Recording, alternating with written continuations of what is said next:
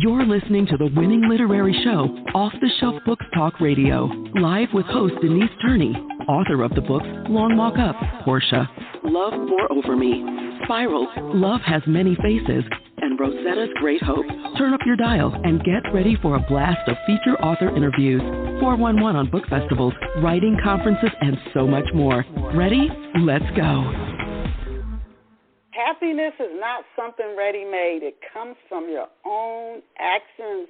Want to kick off this 2 days before Valentine's Day. This is a time when a lot of people are thinking about their relationships and love, which is something we should be thinking about every day. But that's a good quote to kick off today's February the 12th show with. Happiness is not something ready-made. It comes from your own actions, and that's from the Dalai Lama, and it's the 14th. So I want to welcome you, and tell you, to our loyal listeners, thank you for being with us going on 16 years. If this is your first time tuning into Off the Shelf, I just want to tell you, you are at the right place, and you are listening to the winning book radio show, Off the Shelf. Welcome to this Saturday, February the 12th. Can you guys, I was just talking to somebody yesterday, and I said, can you believe we're in February? It seemed like we just did Happy New Year. And now that's all gone, right? That's all gone. Now we're in like the middle of February. Time is just, whatever it is you want to do, I tell people, you better get started on it because it'll be over before you know it. And the one thing that makes whatever you do good is your relationships. And we have a guest on deck to really hopefully share insight, what she talks about in her book and on today's show that can maybe help you, might be a game changer in your relationship. So excited to introduce her to you later in the show. But I want to introduce you to my latest novel, and it's titled Escaping Toward Freedom, and it is a mystery thriller. When I first started writing, I had no idea that I would go into novels that had these mysteries in them.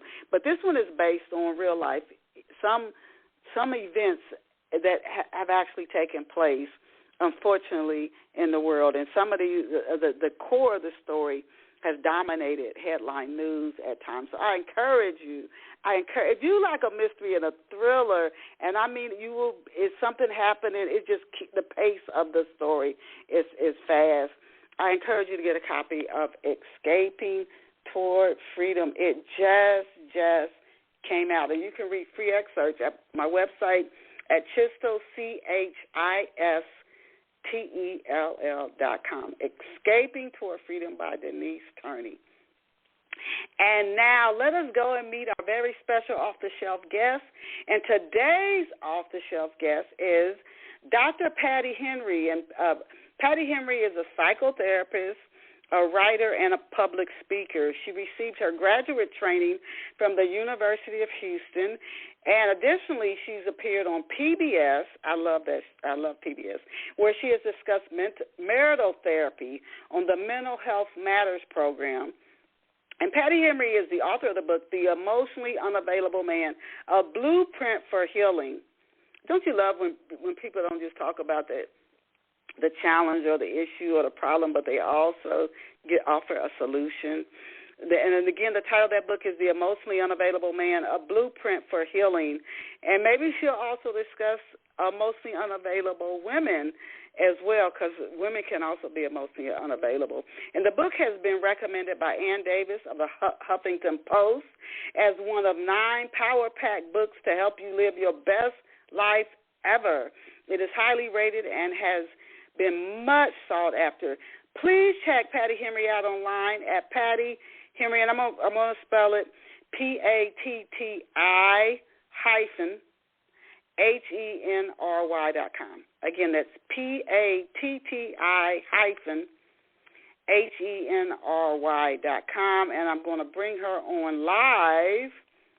Excited to have her on here. We are honored to have Patti Henry join us on Off the Shelf Books this morning. Welcome to Off the Shelf, Patti.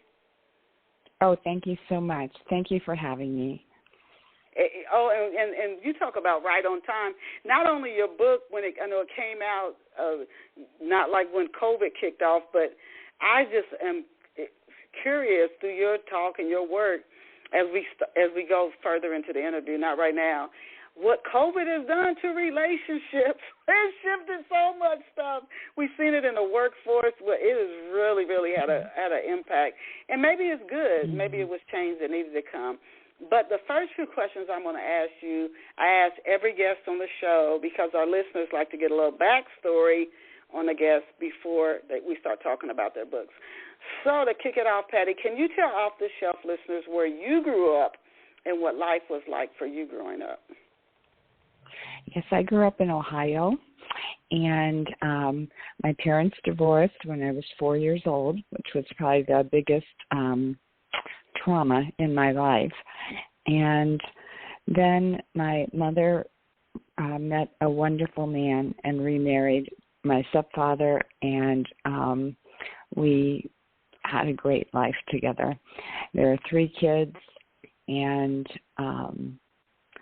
I loved school. I loved to go to school. I loved to just get A's and work hard and things like that. So, okay. I think now, when you were normal. a young girl, Patti, growing up in Ohio, what did you dream of becoming? What did you want to be when you became a grown woman? I dreamt of becoming an attorney, which I did not do. I did apply to law schools, and I got into all the ones I applied to, but then I just decided that wasn't for me.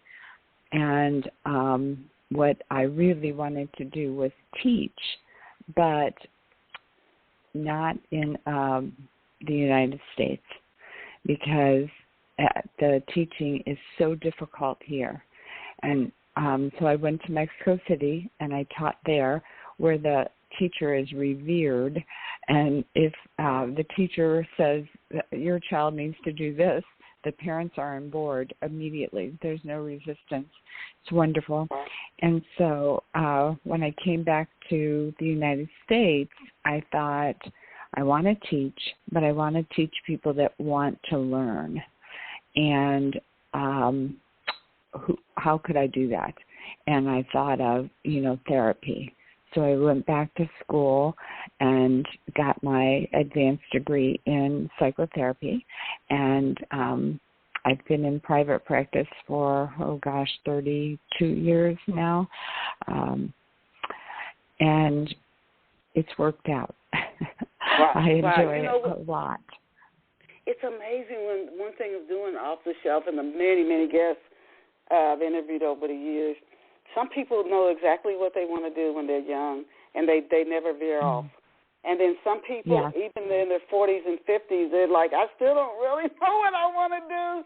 And some people, it takes them a while, and they finally find something that they feel like this is it. And then some, they do something, they feel like this is what they want to do half their life, and then they up and totally change later on.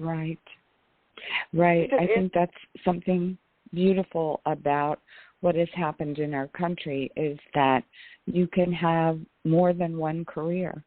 It used to be that, if you got hired by Exxon, you worked there your entire life. You never went anywhere else.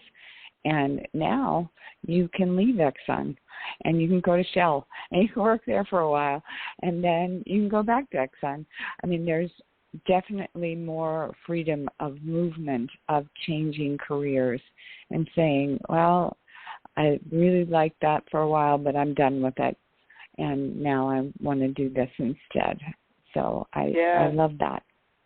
And, that approach you take to it is because a lot of times we don't deal with change well. But I want to talk about their book. So you wanted to be an attorney, you said no, and good for you if you knew that's not what you want to do. Then you wanted to go into teaching, and then you said you want to teach those who really want to learn, so you ended up in psychotherapy. What inspired you, because not every psychotherapist does this, to actually publish a book? Well, my first book, The Emotionally Unavailable Man, A Blueprint for Healing, came about because I was working in a psych hospital in the women's program. And when I did therapy with the woman, I realized, I can't do this in a vacuum. I need to have their husbands in too. So I had the husband come into a session, and I realized they needed help more than the woman did. And so I thought, well, what can we do to help men heal? Because it's even more a taboo about going to therapy as a male than it is female. So anyway, I wrote this book, and I have to tell you a story. It came out on Tuesday. And on Wednesday, somebody called and asked me to speak at their conference that weekend, which was Friday, Saturday, and Sunday. And I said, don't you already have your speakers lined up? And he said, yeah, but we just got your book and we really want you to speak. And so we're going to put you on Friday at noon. I said, at lunchtime? He said, yes. I said, do you supply lunch? No, they have to bring their own lunch or go out for lunch. I thought, who's going to come? So I made 20 handouts, and 278 people Whoa! Oh, yep. my gosh. Crammed into this big room because it really struck a nerve. So many men have been taught to cut off their emotional development as children. Big boys don't cry. I'll give you something to cry about. Suck it up. Why is that? Why? Did you research, yeah. Dr. Henry, did you research after you started to see what was happening, and the men need help as well? Why do we raise our sons that way? How far back does that go? I'm thinking back when people were building their own cabins. You had wild animals, and you had to be tough, and you couldn't sit down and cry. You had to deal with hard things in life, whether it was the weather or an animal or whatever. Where did that come from, where men were taught to be a man, you're supposed to be stoic? Right, and don't develop your emotional self. Because, I don't know where it began. It's been around for hundreds of years, and I just want it to end, have the ending to the that mantra that we tell little boys. I will say it is getting better. I do work with men in therapy. Probably about half my practice is with men, and it didn't used to be that way 30 years ago. So they are seeking answers now for themselves, which I'm so glad of, and learning that feelings are our friends. They're they give us information, so we need to be able to be accepting of them, and so it's getting better. And everywhere I go, I teach, don't teach your little boys these things. Like if I do a conference on the Emotionally Unavailable Man, I'll ask people in the audience, what were you taught growing up? And the men will say, all those things, don't cry, big boys don't cry, and you're a sissy and everything. And so I say we have to change that message to our little boys, because they're just like little girls. If you have a 2-year-old boy or a 2-year-old girl, they will let you know if they're not happy. Yeah. And so somewhere between 2 years old and 10 years old, little boys are taught you cannot have these emotions. And little girls, on the other hand, are comforted. If they're upset about something, their dad will pick her up and say, oh, it's okay, honey, I'm right here. I'm going to take care of you. I'll keep you safe. And there are no monsters under your bed. Let's go look. A little boy comes down and says, Daddy, I'm afraid. He gets the message, you march right back up there and you get to bed and don't come out again. And so he doesn't get the comfort that children need. Right. So just right. really getting clear. I want to ask you this, and this is something that also has come up. We're all humans, but we don't see each other that way. But we see each other as we're like different creatures or something. How much where do the stereotypes that we create, not just by gender, we have them on how tall are you, how short are you, how what's your weight? What are all these stereotypes? Have you ever been interested, or do you know somebody or a book? I'm just curious. Where do all these stereotypes we create come from? Well, I know that part of the human experience is that we have to belong. And so people look for a group that looks like them so they can feel like they belong. And that's a good thing. I mean, I think that's the number one cause of suicide is when people get so desperate that they feel like they don't belong anywhere. They don't have a group. They don't have a family. And, that's a dangerous place to be. So I definitely think people seek out others like them. And that's not all bad. Yeah, the bad part is when somebody's not like us, and we all do it. And then we stereotype. You're not my age group. You're not from the country I'm from. You're not from the city I'm from. Yeah. You don't talk like me. Right. Exactly. Yeah. Because especially when you're younger, little is different is hard to grasp. How can you be from, Bulgaria? And what does that mean? And so just educate. And, of course, we have to educate not just men, but also women. In my book, The Emotionally Unavailable Man, it's a flip book.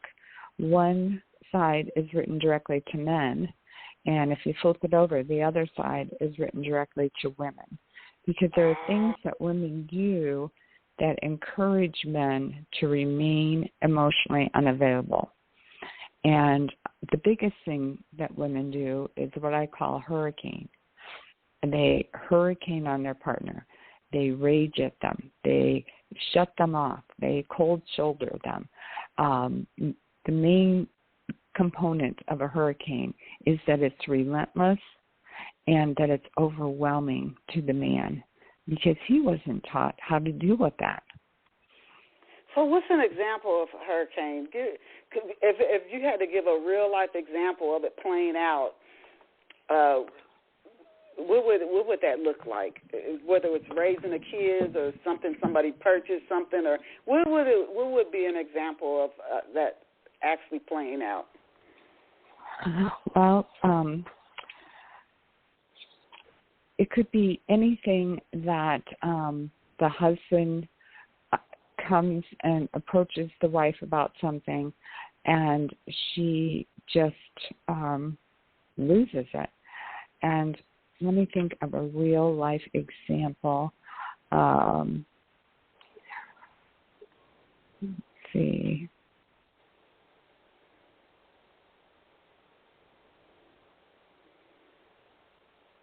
Okay, here's one. When my older son was playing basketball, he was in a 9 and 10-year-old league. And there was a 9-year-old on the other team that was huge. You want to see his birth certificate because you're like, really? He's only 9? Or 10.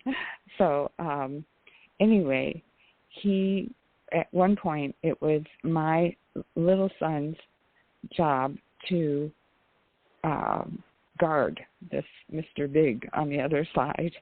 And Mr. Big decided to go for a basket, and he literally ran over I thought it was my son, but it was not my son. It was another little guy on their team.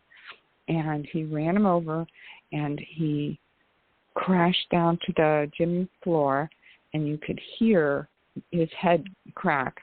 And he fell down crying, writhing in pain.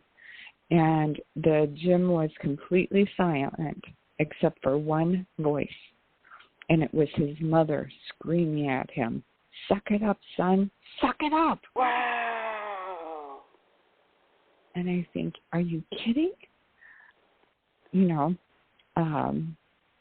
yeah. Wow. Things like that. Just don't feel what you're feeling, and be braver, bigger, whatever you want to call it. But really, it's saying cut off from your emotional development. You know, and 20 years later, we haven't done that to little girls, and we put them together and we say, gosh, why aren't they getting along? And that's why our divorce rate is at 50%. And because we raise boys and girls differently. So we have to get to the point where boys are valued when they, you know, fall over and crack their head and are crying and writhing in pain, that the mom would go down and comfort him. That was the hope, though, because one of the dads in the stands went down and picked him up and comforted him and rocked him. And I thought, oh, there's the hope for the world right there. Yeah, you know, a lot of people, even some men would be, if they tuning into this, they might be turned off thinking, you're going to make that boy weak. Because it's both sides. It is both sides where even men would think, don't pet on me, don't do that, you'll make me weak. And I've heard that even coming from men. Stop hugging on me, stop whatever, you'll make me weak. I got to be strong. Yeah. Can you, for our off-the-shelf listeners, just give us a little more insight or overview of your book, The Emotionally Unavailable Man, A Blueprint for Healing? What are some of the specific topics that you cover in the book? Sure. Let me look at.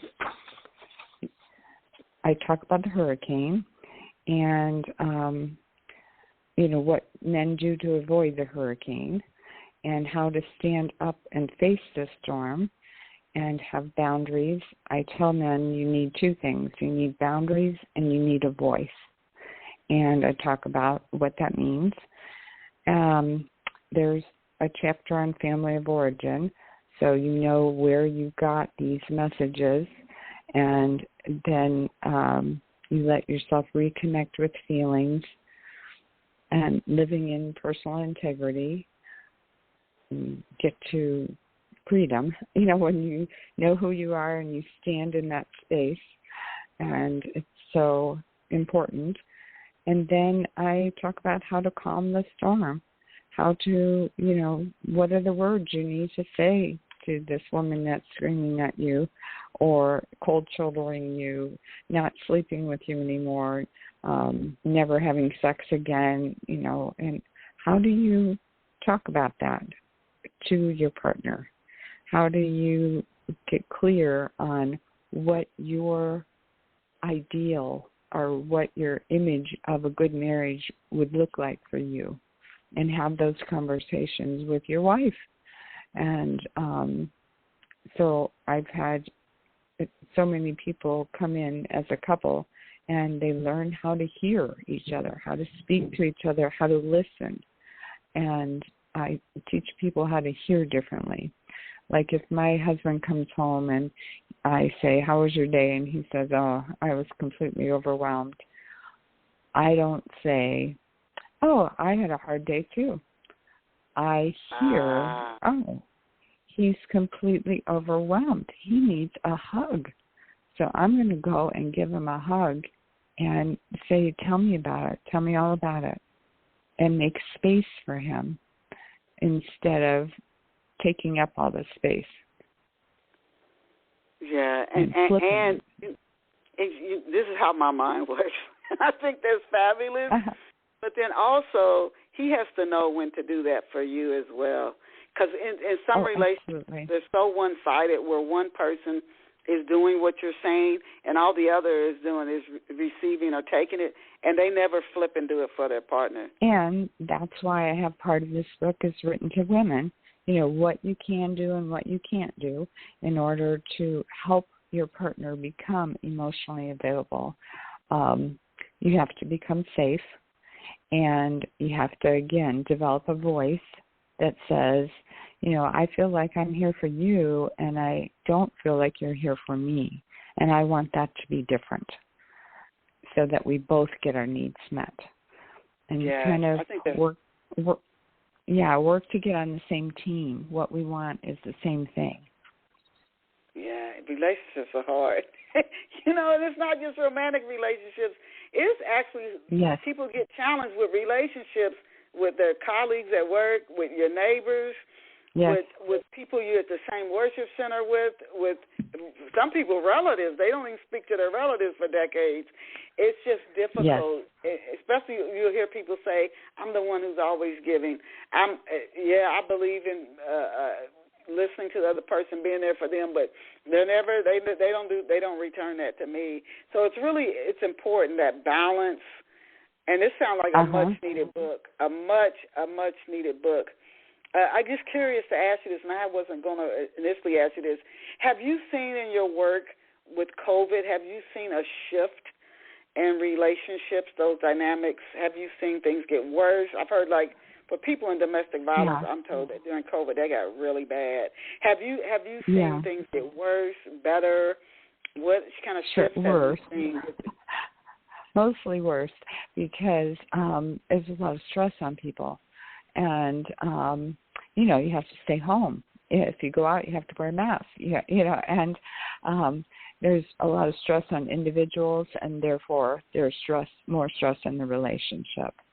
So I want to tell you about my latest book, 2 Lifetimes, Moving from Fear to Love. And the first lifetime, we are in our wounded child.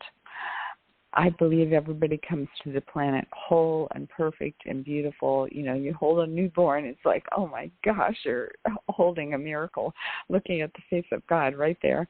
And then our world doesn't support that level of love yet.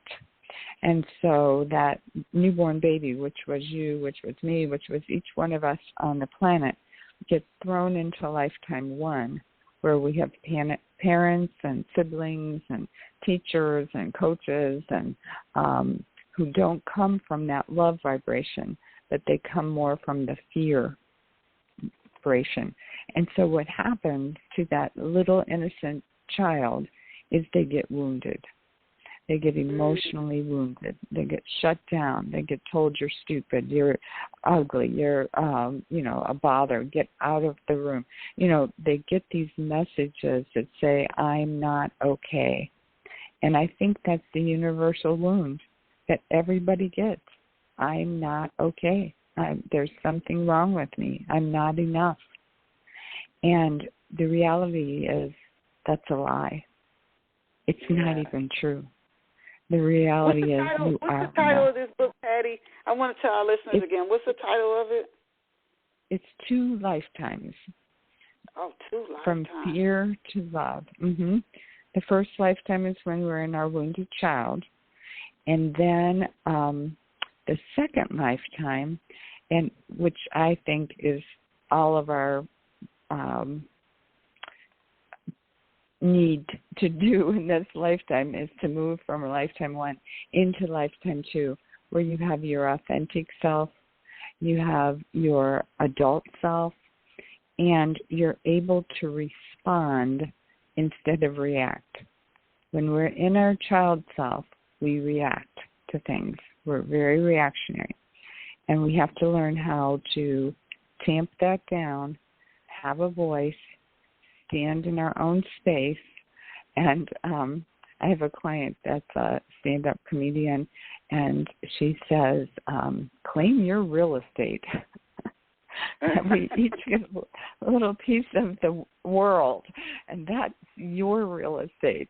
And to really be able to say, this is what I want, and I don't want it to be so one-sided.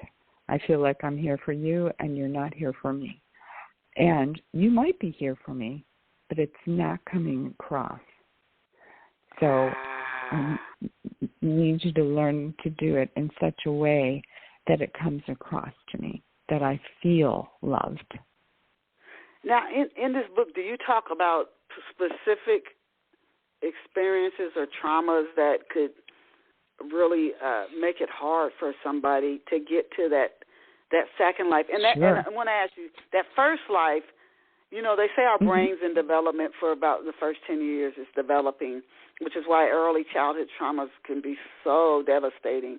But right. is there a certain period where we're in that first life? We come here, we're hopefully adored. Not everybody who comes here has parents who are healthy enough to do that. But is there a certain period typically where we're in that first life and somewhere we learn I'm not enough?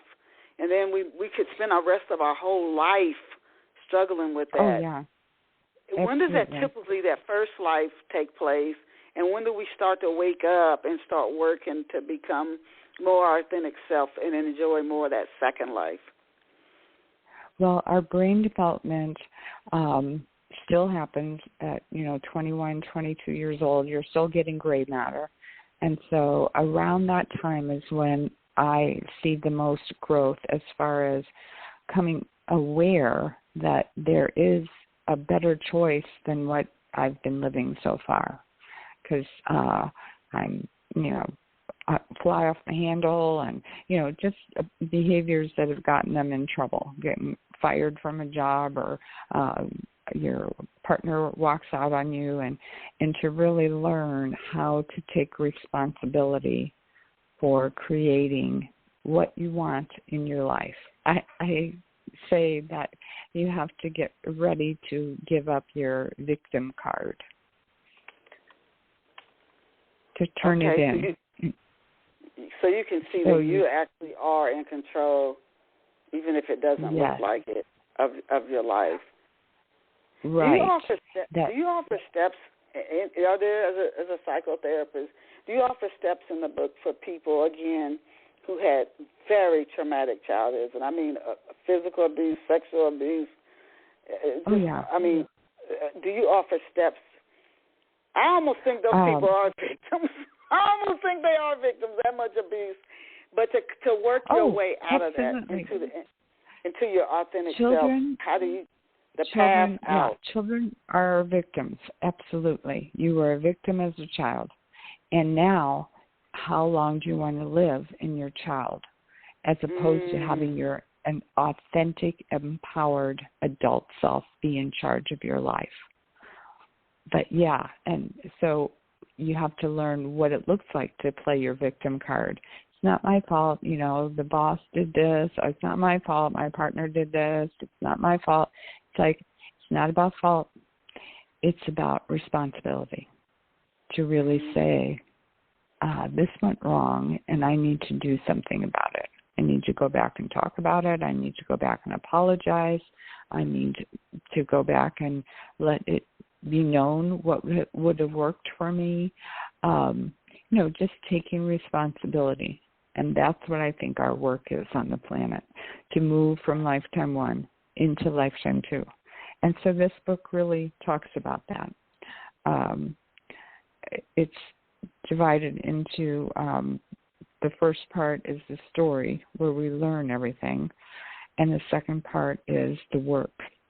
And part of the work is learning to say nice things to yourself, garbage in, garbage out.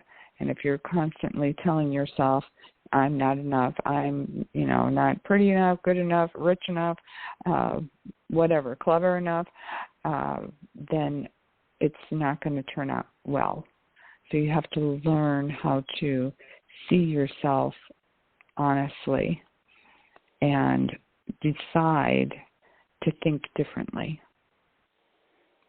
that I am enough. How much work would you say this takes for somebody? Would you recommend, these that are items that are discussed in the book, would you recommend somebody get professional counseling? And are there signs that you might be stuck and you need professional counseling? Or could a support group, are there signs that a support group could work? You could do the work on your own.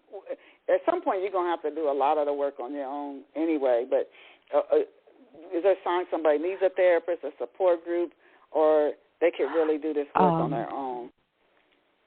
Well, it depends how fast you want to do it.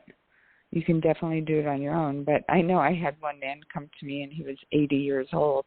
And he said, you might think I'm coming to the game kind of late. And I said, well, mostly people come earlier.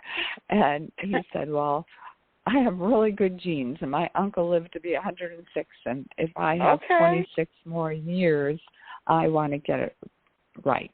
I want to do better. And he just had so much to work through and grieve. And he, at 80 years old, he did the work. So I was so proud of him. Awesome. So and then it's just how fast you want to go. A therapist can usually speed up the process and help you along the way.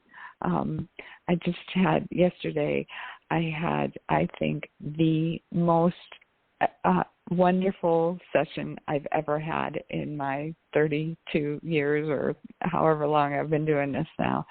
And I came home and I told my husband, I just had the best session I've ever had in my life, because I saw a man that I had seen about a year ago, and we worked every week for a year on his social skills and the messages he had, and and he came back, and I hadn't seen him for a couple of months. He said, I'm happy. I walk around happy. I just feel happy. I feel so alive. And so he met someone, and he knew her in junior high and high school, but they never dated or anything, but they were, acquaintances.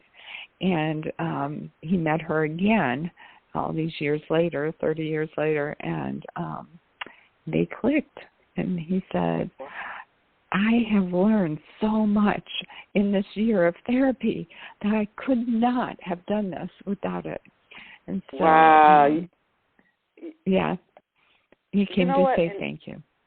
Oh my goodness, what a gift!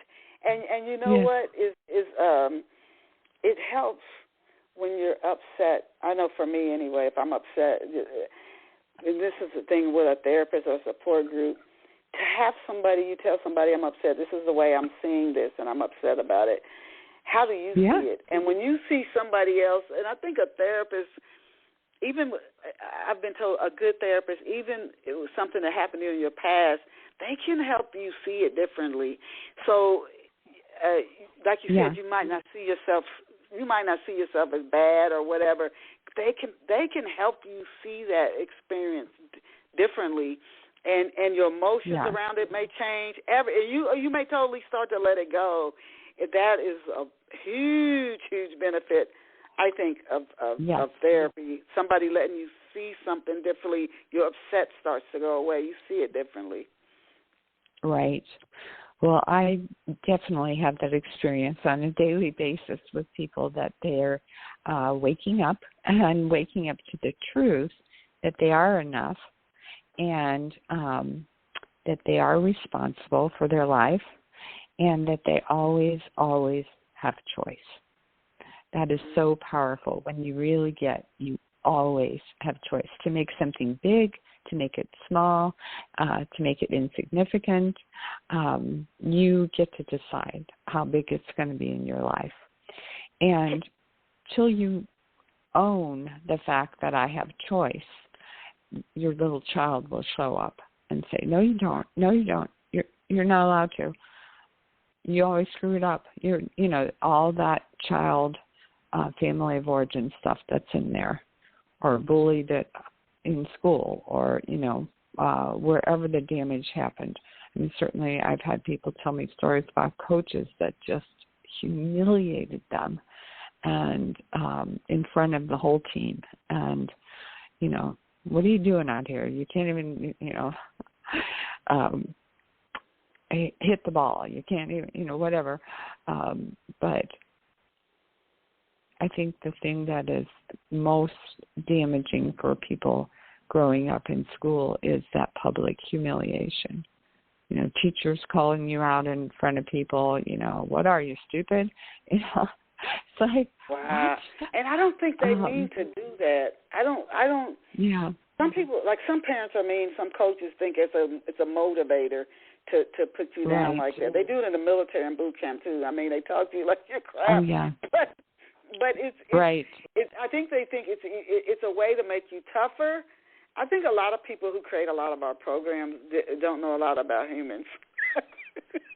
like your military boot camps, your coaches, they don't really know a lot about how a human functions in a healthy way. They don't know.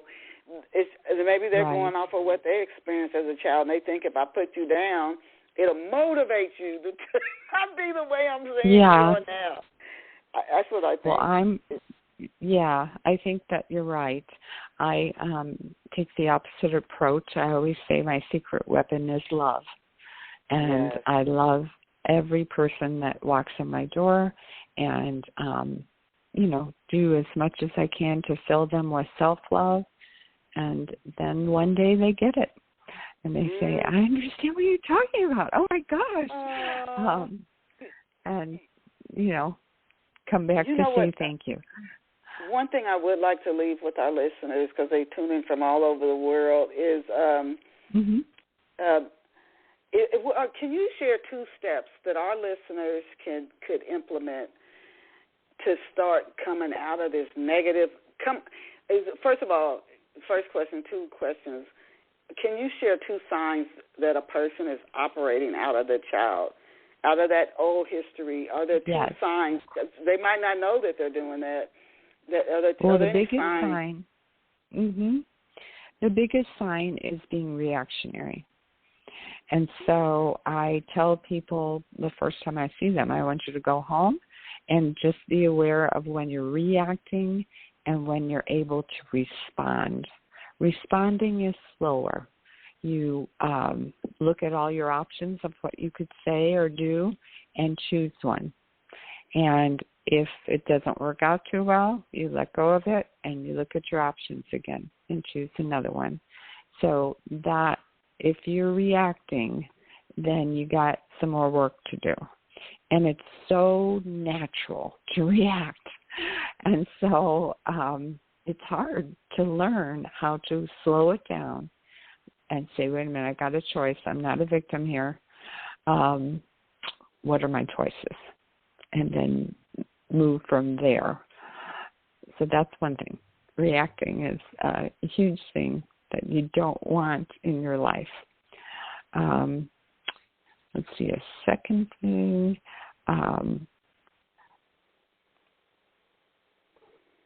Just changing your internal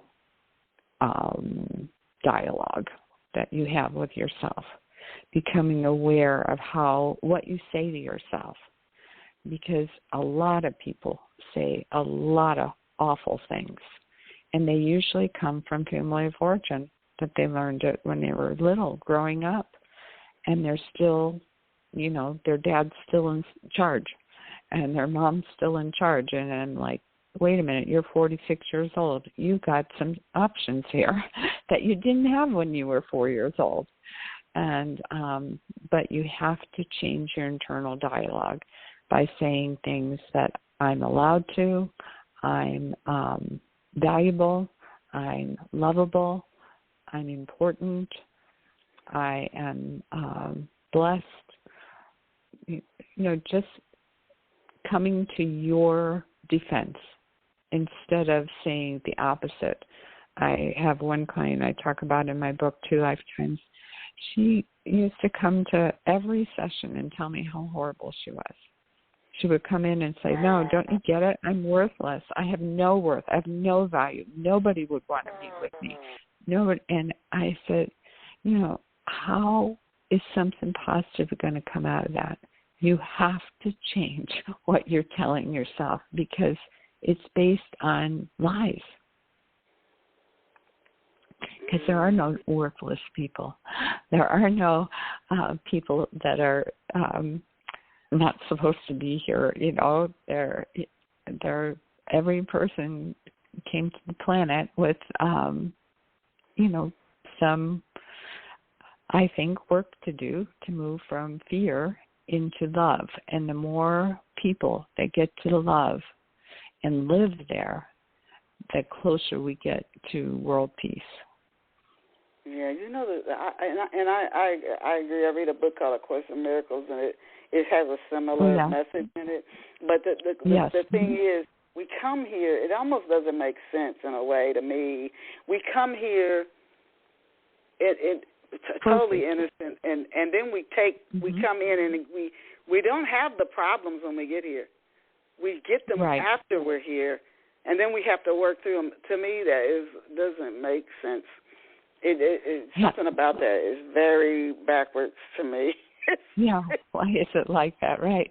And, to get to the point where it's not like that we come perfect to the planet and our parents are both awake. I mean, I always say every baby deserves 2 adults to raise them, as opposed to 2 children who are reacting to each other or drinking and drugging or, whatever. That innocent little baby, once we change the system enough that enough people are awake before they have children. I used to think to myself, why didn't I have all this wisdom before I had children? Instead of you get it afterwards. And I believe that if we didn't have our children, we wouldn't work so hard to get ourselves. It's a way of, I tell my clients, you have kids, so you got to do this work. They deserve to have an adult raising them, an emotional adult, where you can stand up for yourself and, tell the truth always, walk in integrity always. Those are options for you. And this work is ongoing. I want to say that to our off-the-shelf listeners. This is not something that it's like healthy eating or exercising. In this world, you don't get to exercise for 5 years and then never do it again and stay healthy. Right. It's just something that you have to, you can never stop this work. And it's one thing when I rarely, fortunately, have to go to the doctor for any physical illness. But when I would go, they would say to me, now take all of the prescription, because they said what they see so many people do, they start feeling better, and then they stop everything, and then you can work yourself back to where you were, or even in a worse place. So it's ongoing work. It's not work that stops. When I think about your book, both of your books, we're if you're coming in late here to our off-the-shelf show today, we're speaking with Dr. Patti Henry, and she's the author of the books, The Emotionally Unavailable Man, A Blueprint for Healing, and also 2 Lifetimes from Fear to Love. And you can check her out online at Patti, PATTI-HENRY.com, PattiHenry.com. But what I wanted to ask you next was, this applies to both of your books, I think, both to the Emotionally Unavailable Man, A Blueprint for Healing, and 2 Lifetimes from Fear to Love, is dealing with our emotions. I saw a quote yesterday that said, food is the number 1 anti-anxiety drug. And I said, you know what, I think that's true. Not everybody drinks alcohol. Not everybody takes drugs or smokes cigarettes, but a lot of us abuse food. We don't eat it just to stay alive, and then, sometimes eat to enjoy the taste of the food. We literally eat food to deal with emotions and different thoughts that we're dealing with. So I wanted to ask you this. Are there safe ways to connect or reconnect with emotions, since so many of us seem to be running from emotions? Yes, I think that there have to be safe ways. And to me, it's one day at a time, one, feeling at a time, and being able to say that mean, therapy is so powerful because you alluded to it earlier, when you get to say it out loud to someone and you get to know that they still think you're amazing and magnificent, and they didn't get up and run out of the room, but they sat with you during the hard times when you're crying or upset and comforted you. Then you get, of an experience of feeling these emotions isn't awful. It's temporary. And at the other side, I feel so free. I feel so lightweight. And, so sharing is important, but only with safe people. So you don't want to share with, your just anybody that comes along. But, I had a client once, I don't know if I put him in one of my books, but when he was younger, his parents were gone all day, every day, and he was left at home with his little sister. And when they got to be 13 and 14, they started to explore sexuality. Nobody was there. Nobody taught them, you don't do that with your sister or brother. And so when he got older and he got married, he never told his wife that. And when she found out, she divorced him. And I said, oh, no, that's just one little piece of who he is. That's not who he is. He's wonderful. And that was definitely circumstantial.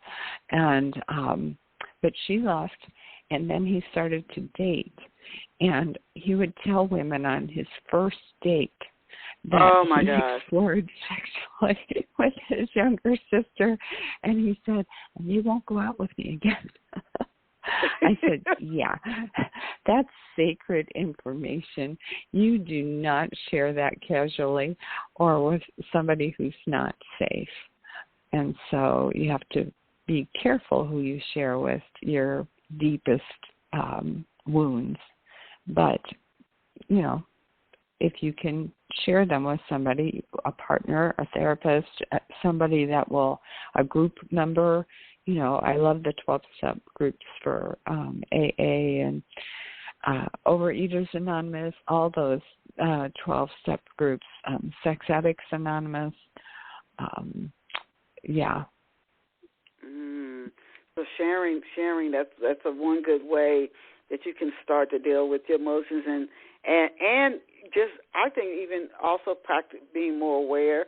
You can see what works in other people's lives. Just being aware, you don't have to criticize and judge what seems to work and what doesn't seem to work in other people's lives. And I think it's very important to have people to mirror back to you your worth, your value. Absolutely. That is, yes. And would you recommend, if somebody's in a relationship, it could be at work, it could be romantic, where they're constantly it's reinforced that they're nothing, that they get out of that environment? Oh, absolutely. Yes. Life is short. Why would you want to spend it in a place where you are told you're not okay? Because you are okay. That's the truth. And, another thing I was going to tell you is, if a person comes to me for therapy, I also have them read books on how to, go from lifetime 1 to lifetime 2, how to, I love James Dobson's book, Love Must Be Tough, in a relationship where there's infidelity. How do you bring that partner back into the relationship, the marriage? And, just different books that are out there. There's IFS, the internal family systems. There are some good books out about that, just talking about family of origin and how what you were given isn't really who you are. It's that it was fed to you as truth, and now you can decide whether you believe it's true or not. Because in your adult self, you get to decide if I even believe that. Just because somebody tells you something. Yeah. Just because somebody says something. I didn't want to cut you off. You were saying just because somebody. Oh, yeah. Just because somebody says something to you doesn't mean it's true. You have to put it into your filter to find out whether you even believe it. And if somebody is telling you you're not good enough, you're not doing well enough, you have to decide if that's true. I just had a client quit their job a couple of weeks ago and got a much better job because she had a supervisor who hated everyone. I mean, she clearly had issues to work through, but would just beat up people in front of other people and just unnecessarily being mean. And so, she finally said, I don't want to work there anymore. And I'm like, yay! Yay! And because life is short, go where you want to go and be treated well. So she's in this new job, and so. Can you, with just a few minutes left, and I really encourage people who came in midstream to go back when the show finishes streaming and listen to it in its entirety and its archives. And this is a show I think anybody can benefit from, so please share it once it finishes streaming. But we just have a few minutes left. Can you share details on the campaign for kindness? Oh, I love that, the campaign for kindness. I have kindness bracelets that people can buy for $1, and I always recommend, too, that you keep one for yourself and you give one away when someone is kind to you. And so it's a good program for kids in elementary school. It's a good program just in life, just to say thank you for the kindness. Pass this on to someone who is kind to you. And the other thing I would tell you about is I have a bumper sticker that says kindness is contagious. And I bought 2 of these bumper stickers at a shop, and I was waiting for a new car to come in, and so I put one on my old car, and then I was waiting with my one left for my new car to come in and put it on. And I had a client come in from out of town, rented a car, said, "Oh, I love that bumper sticker. Where can I get one?" And I said, "Oh, I didn't want him to go clear across town in Houston. He's from a small town in Nebraska." So I said, "I haven't one. I'm going to give it to you. I was going to save it for my car, but I want you to have it." He said, No. I said, yes. I want you to take it and put it on your car and just spread the word out to people that kindness is contagious. And so he finally took it, and that was like in October or something. And on Christmas Eve, I came to my office, and there was a package there of 1,000 bumper stickers. Kindness is contagious. Yeah. Oh, my goodness. Said, wow, what a story. Oh, my goodness. The so kindness bracelets. Oh, my goodness. What a story. I'm telling you, and I really wish we could go on and on and on, but we are running out of time. I'm telling you, you have just blessed me. I've so enjoyed this interview and connecting with you. I want our listeners again, Dr. Patti Henry, please visit her online at PATTI-HENRY.com. Again, that's PATTI-HENRY.com. She is the author of the book, The Emotionally Unavailable Man, A Blueprint for Healing, and it's written for both men and women to help in relationships and in your awakening. She also has written the book, 2 Lifetimes, which is interesting. If you go back and listen to the show, when she starts talking about these 2 lifetimes, from fear to love, and then she has the kindness campaign, which we just very, very, very briefly touched on. Right. We are out of time, you guys. I thank you so much, Dr. Patti Henry. Please pick up a copy of The Emotionally Unavailable Man, A Blueprint for Healing, or Two Lifetimes from Fear to Love, and visit Dr. Patti Henry online. I just thank you. They're on Amazon, both of them. And also, I wanted to let you know, I'm not actually a doctor. You keep calling me doctor. I'm like, no, that's a promotion. I have a master's degree in psychological counseling. So, she's also very honest and transparent, and yeah. So, okay, well, thank you. Either way, she's 30-plus years in a psychotherapist, yeah. And thank you for the work you're doing and the kindness campaign, and for taking time out of your life to be with us here on Off the Shelf on February the 12th, 2022. To all of our listeners, as I always tell you, first of all, thank you for tuning in. Please share Off the Shelf with people that you know, and I'll see you back here Saturday at 11 a.m. Eastern Standard Time. Remember, you are awesome. You are amazing. You are incredible. Yes. Go out and create a fabulous day for yourself. Patti, I'll send you a link to the show when it finishes streaming. Thank you, thank you, thank you. Bye for now. Thank you. Thank you for the very important work that you are doing. You are part of healing the world, and that's what we need. So thank you. Thanks for having me. Okay, bye-bye. Mm-hmm. Okay, bye-bye.